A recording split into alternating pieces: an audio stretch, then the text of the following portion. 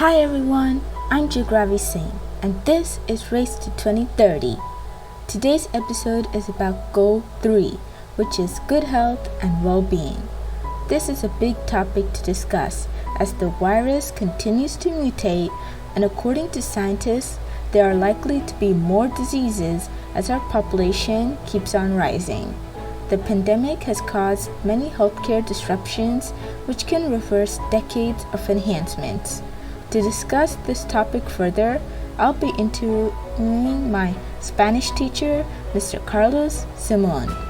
He was my fitness teacher when I was in 9th grade. He's a brilliant teacher and always ensures that his students understand the topic that is being taught so that they can all achieve high grades. He has taught so much in both classes, from showing the class what are some necessary meals in fitness class to making some delicious and healthy guacamoles in Spanish class. Mr. Carlos has always been there to lead not just me, but the whole class to a better future ahead. The pandemic is affecting many lives across the world, and this can reverse decades of improvements to the healthcare system. What do you think doctors or government should do to get it back on track? Okay, so I just can talk about what I know, and of course every country, every government is different. But the pandemic have really shown how vulnerable the health system is. I think that right now, doctors, the health system itself and the governments, they will have to work together to make it more effective, more fair, and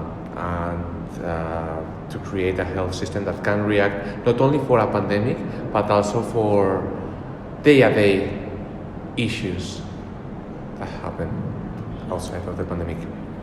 Yes, during the pandemic, mainly due to lockdowns or strict measures, people have been exercising less regularly, and this is impacting their mental health. Depression, anxiety, and violence has significantly increased. How do you think in a time such as this, people should find hope? Well, I think that we live in a society where we are all the time stimulated by social media, work, news, friends, and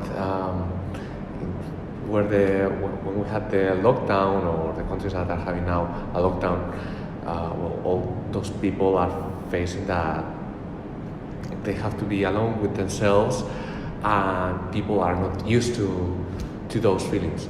So I think that this is also an opportunity for them to develop, to progress, and to learn to take care of their emotions, of how they feel, of the anxiety. Of course, they will have to exercise and take care of themselves. Yes.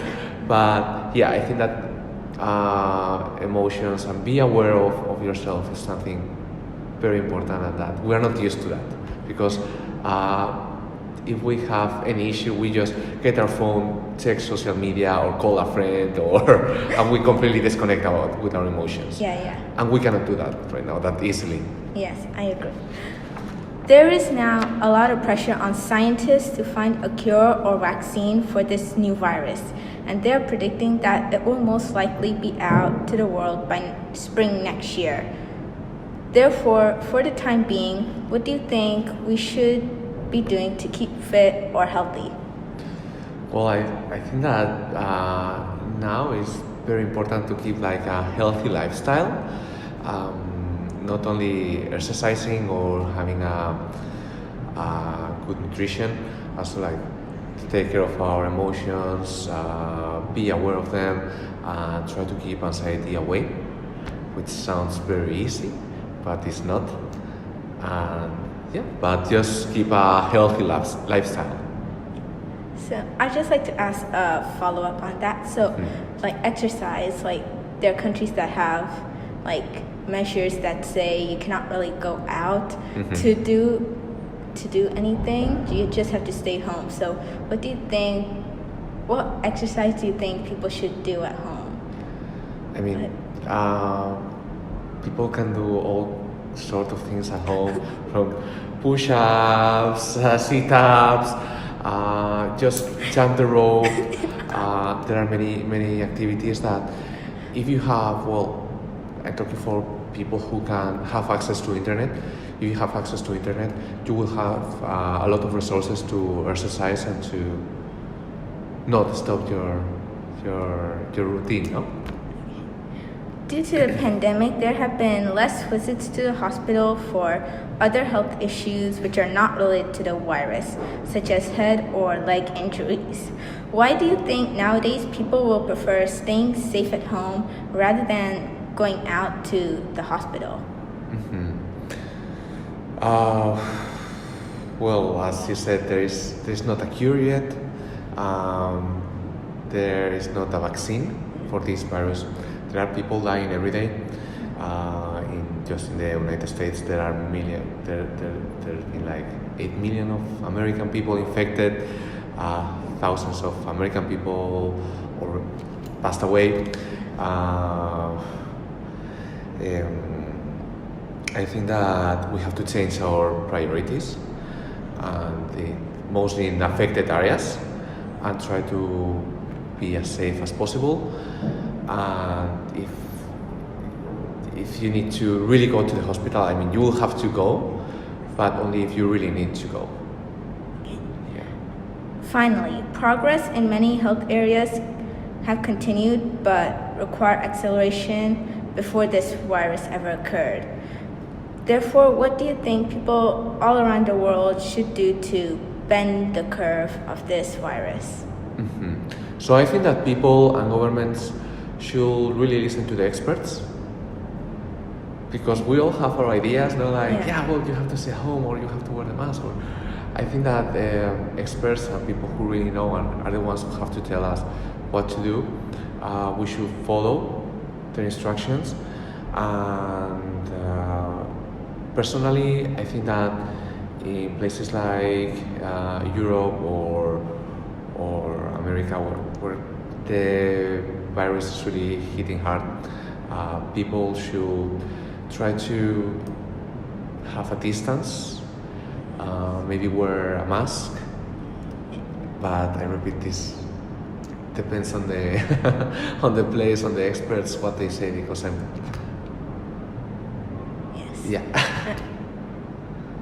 these are just my opinions. Yeah.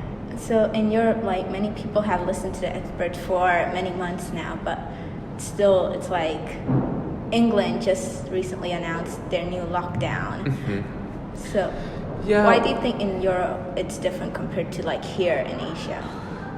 Because in Europe, we just opened all the borders.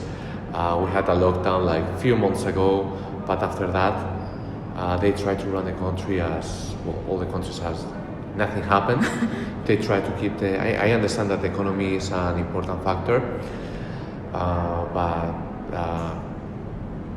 in this situation, they will have to prioritize, and I think that most of the countries are going back to a lockdown because they really need it, and the experts are saying so, and there's no other way to change how things are going.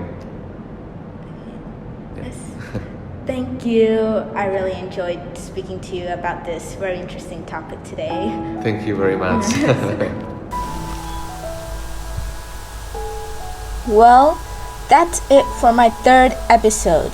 I'll be back in episode 4, which is quality education. I hope you all are getting enough exercise and eating the right meals to maintain a healthy life. If you have any exercise tips or skills, please let me know. Also, if you are keeping yourself healthy by making some nutritious meals, please let me know how you made them. I'd love to know what you all are doing to keep fit and healthy during these strange times.